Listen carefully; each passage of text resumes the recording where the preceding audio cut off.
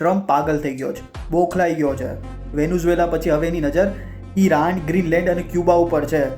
ચાચાએ સાચું કીધું હતું કે 26માં દુનિયા ખતમ છે. હર કોઈને એવું લાગે છે કે વેનેઝુએલા ઉપર આક્રમણ ટ્રમ્પે કર્યું એનું કારણ છે વેનેઝુએલામાં રહેલું ઓઇલ ભંડાર, પણ હકીકત છે પેટ્રો ડોલર. જે પણ અમેરિકન ડોલરને ચેલેન્જ કરશે એને અમેરિકા મરાવી દેશે. ઈરાકના સદ્દામ હુસેનને મરાયો હતો, લિબિયાના ગદ્દાફીને મરાયો હતો, અને વેનેઝુએલાએ પણ આ જ કર્યું. વેનેઝુએલા ઓઇલનો બિઝનેસ બીજી કન્ટ્રી આયરે ડોલરની જગ્યાએ એ કન્ટ્રીની લોકલ કરન્સીથી કરતો હતો. બસ આ જ ખટકું અમેરિકાને, અને આ જ સદ્દામ હુસેન કરતો હતો.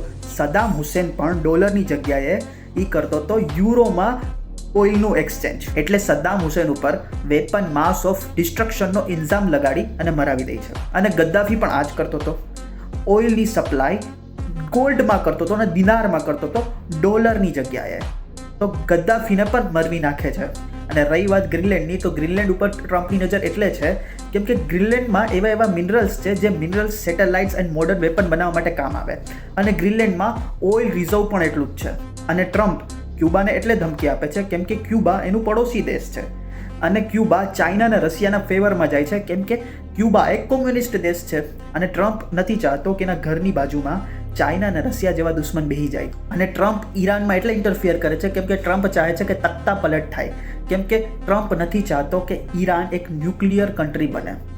અને ટ્રમ્પને મિડલ ઇસ્ટમાં એનો દબદબો પણ બનાવવો છે. અને જેટલા પણ ઈરાનના ક્રૂડ ઓઇલ રિઝર્વ છે એમાં પણ એનો દબદબો બનાવવો છે ટ્રમ્પને.